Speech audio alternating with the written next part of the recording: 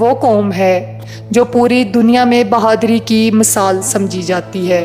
تاریخ گواہ ہے کہ نہ یہ کبھی کسی بادشاہ سے ڈرے ہیں اور نہ ہی ان پر کبھی کسی ظالم حکمران کا خوف طاری ہوا ہے، پھر چاہے وہ روس ہو یا امریکہ جیسی سپر پاور ملک ہوں۔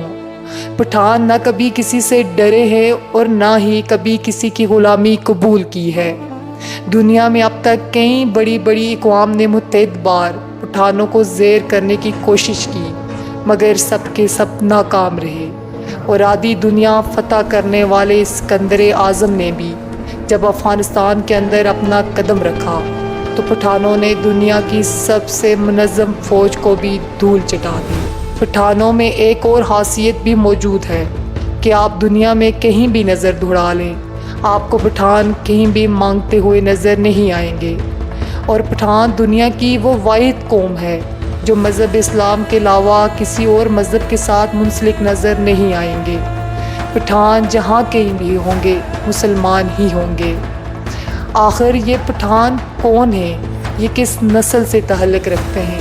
یہ کس نبی کی امت ہیں؟ پٹھانوں کی تاریخ پہ لکھی گئی کتب میں سے تذکرہ ایک منفرد اور جامع مگر سادہ زبان میں مکمل تحقیق کا درجہ رکھتی ہے۔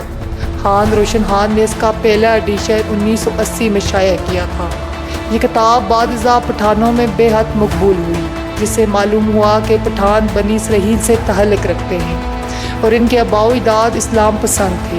ان کی تحقیق کے مطابق امہات المومنین میں سے حضرت صفیہ رضی تعالیٰ عنہ بھی پٹھان قوم سے تعلق رکھتی تھی۔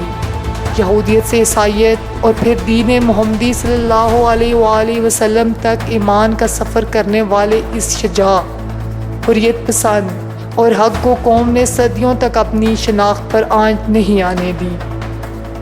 ہم پٹھان کون ہے کے نام سے ایک سیریز شروع کر رہے ہیں جس میں پٹھانوں کی یہودیت سے عیسائیت اور پھر دین محمدی تک اور اس کے بعد تمام خلفائے راشدین سے ہو کے آج تک کے پٹھانوں کے بارے میں تمام تاریخ اس سیریز میں شامل کی جاتی رہیں گی۔